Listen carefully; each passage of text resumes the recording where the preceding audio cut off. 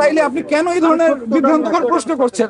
এক একজন আমার ছবি পোস্ট করে দিচ্ছে, ছোট্ট মেয়ে রামিসার সাথে আমার নানান ভাবে ছবি। আমি প্রত্যেকের ব্যাপারে মানহানি মামলা করব। যারা যারা এগুলো করছে প্রত্যেকের নামে আমি মানহানি মামলা করব। সর্বপ্রথম যে অটোর একটা ব্যাপার, এই অটোর সাথে কিন্তু আমি সম্পৃক্ত হয়েছি গত মাসের 5 তারিখ। এই এটা আমি আগে ব্যবসা করতাম, ব্যবসায় ক্ষতিগ্রস্ত হওয়ার পর ভাইয়ার অটো ছিল, তো নিয়ে এটা ই করতেছিলাম। তো গত মাসে 4 তারিখ, তার মানে 25-30 দিনের ব্যাপার। এর মধ্যে কাজ করেছি 4-5 বার, 3-4 বার এরকম। এই সুবাদে কিন্তু এই 3-4 বারই ওর সাথে আমার কথা যাই হয়েছে। আর যেটা সবাই কিন্তু জানে, সারা বাংলাদেশ জানে, এবং যেদিন এই কাজটা হয়েছে এটা মিডিয়াতে সবার সামনে বলেছে যে ওই বাড়িতে কারো অন্য কারো উপস্থিতি ছিল না। তো 3-4 দিন কোনো নাম নাই, হুট করে একদিন সোমবার ও নাকি আমার নাম নিছে পিজন ভ্যানে। এটা এক শুধুমাত্র মানে মামলাটাকে বিভ্রান্ত করার জন্য, সেকেন্ড কোনো আর ই নাই।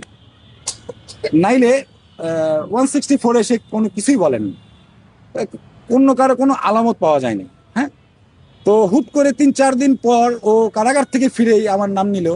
এটা তো একেবারে উদ্দেশ্য প্রণীত, তাই না? একজনকে হেয় প্রতিপন্ন করা, যেমন আমার নাম নিছে, আমার ফ্যামিলির উপরে কি একটা কি যাইতেছে, বাজে একটা জিনিস।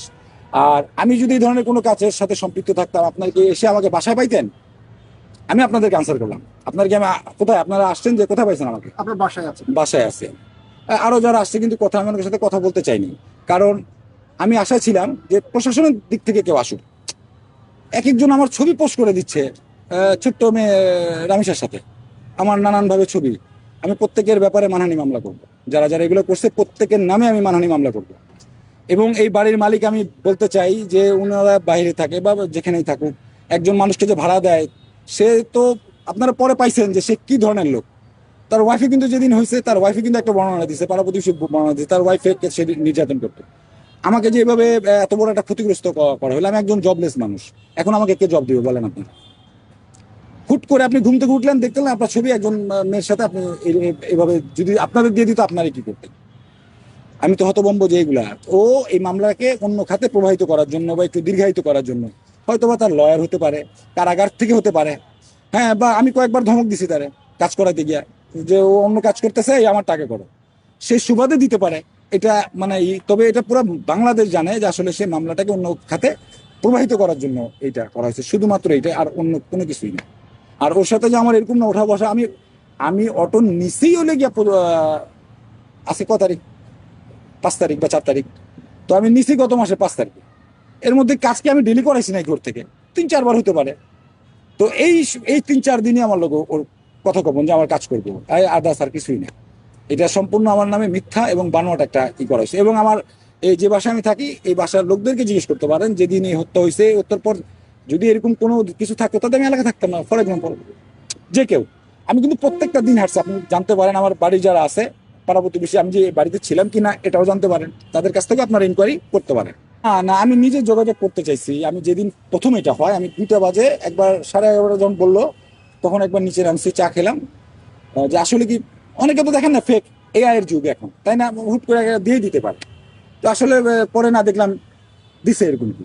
তো আমি আবার পরে বাসায় আসলাম, ওয়াইফ জানে। পরে আবার 2টার দিকে বের হয়ে একজন লয়ারের সাক্ষাতের যে একজন, তার সাথে আমি কথা বলবো যে আসলে এইভাবে কি এই পরিস্থিতিতে আমার কি করণীয় বা কি করা উচিত, যে দিছে তার নামে কি করব বা আসলে কি।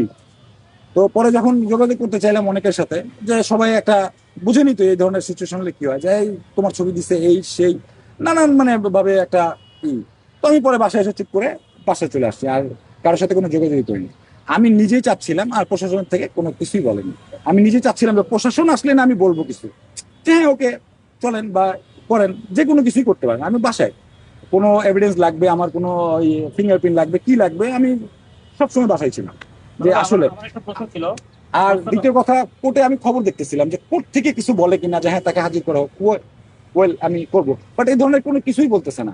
বাট কিছু কুচক্রী লোক, যারা মানে অতি উৎসাহী, যারা হ্যাঁ মানে মামলাটা আসলে তো সে করতে চায় না, যারা এই ধরনের অপপ্রচার চালাইছে, তারা মামলাকে বিভ্রান্তের দিকে নিতে চাইছে।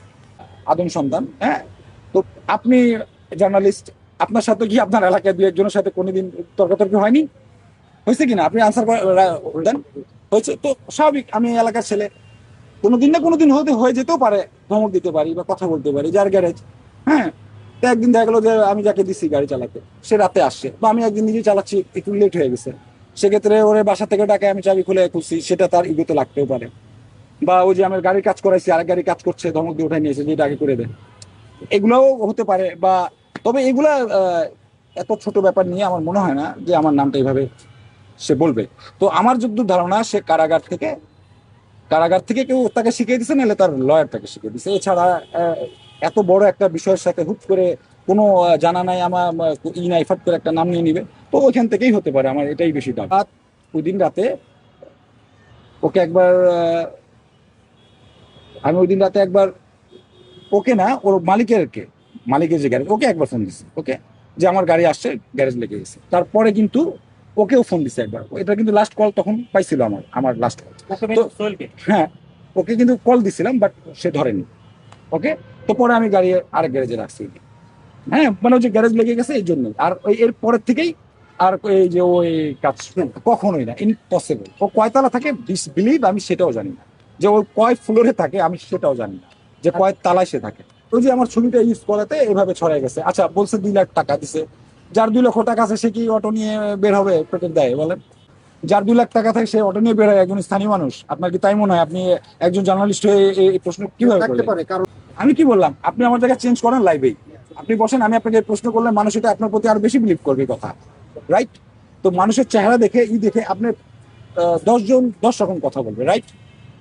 3 জন যদি এ ধরনের কটাক্ষ করে থাকে, 7 জন কি বলছে আপনি? আমি যদি আপনাকে এখন আমার কাছে সেলফোন আছে, আমি কিন্তু প্রুফ দেখাতে পারি যে না, তার এই ধরনের কিছু নাই। এই যে আপনাদের এই ধরনের কথার কারণে পুরা ব্যাপারটা কিন্তু এলোমেলো হয়ে যায়, যে ভাই এটা, ভাই সেটা। আরে ভাই, আমি আপনার কথা বলে কি মনে হলো আপনার? আপনি একজন দাঁড়ান, আপনি একজন ম্যাচুর মানুষ, রাইট? আপনি আমার কথা শুনে কি মনে করছেন? আমি একজন এরকম কিছু লোক, আপনার কি তাই মনে হলো? আপনি লাইভে আনসার দেন আমাকে। না, আমি এটা আপনাকে আমি কিন্তু আমি বিচার করি। তাইলে আপনি কেন এই ধরনের সত্যটা বিভ্রান্তকর প্রশ্ন করছেন? না, সত্য শোনেন, আমি সত্যটা বলি, বের করার জন্য আমি আপনাকে বলি, মানে আমি বলি, আপনার আপনারা যে নিউজ করেন, খুব পরিশ্রমের একটা কাজ। আমাদের ফ্যামিলিতেই 2 একজন আছে। হ্যাঁ Okay? হ্যাঁ, আপনার বড় ভাই হ্যাঁ, সাংবাদিক। হ্যাঁ, আমি বলি আপনাকে, তো আমাদের ফ্যামিলিতে কিন্তু আছে, আর এবং আমার সার্কেলের মধ্যে অনেক আছে। হ্যাঁ, তো আমি নাম নিব না, তারা এটাতে গিল্টি বোধ করতে পারে। যাই হোক, তো আমি যেটা বলতে চাচ্ছি, আপনাদের কাজ হলো যে আসলে সহজ করা, মানে জটিল করা নয়, রাইট? কিন্তু এই ধরনের আনসার বিষয়টাকে জটিল করে, ভাইয়া এইটা 2 লাখ থাকতেই পারে। আরে ভাই, 2 লাখ থাকলে কেন, নর্মাল বিষয়। হ্যাঁ, মূর্খ হইতো গন্ড মূর্খ। আমি আপনার সাথে যে কথা বলছি, আপনার মনে হয় যে আমি আনম্যাচিউর বা এই ধরনের, আমি এমডিসি স্টুডেন্ট, 2002 এর ব্যাচ কিন্তু, রাইট? তো মানে আপনি এই ধরনের প্রশ্নে মানুষ বিভ্রান্ত বোধ হয়। প্রশ্ন না করলে না না, আপনি এত কিছু বলার দরকার নেই, যে কোর্ট, মহামান্য আদালত বলতেছে যে এই ধরনের তৃতীয়, আমি না, এনি হাও, অন্য কেউ তো থাকতে পারতো। তো ওইখানে তো তৃতীয় কোনো ব্যক্তির আলামতি পাওয়া যায়নি। ও মামলাটাকে একটা ট্র্যাপ ভাবে, এটা অন্যভাবে প্রভাবিত করার জন্য করতেছে। এটা পুরো বাংলাদেশ জানে।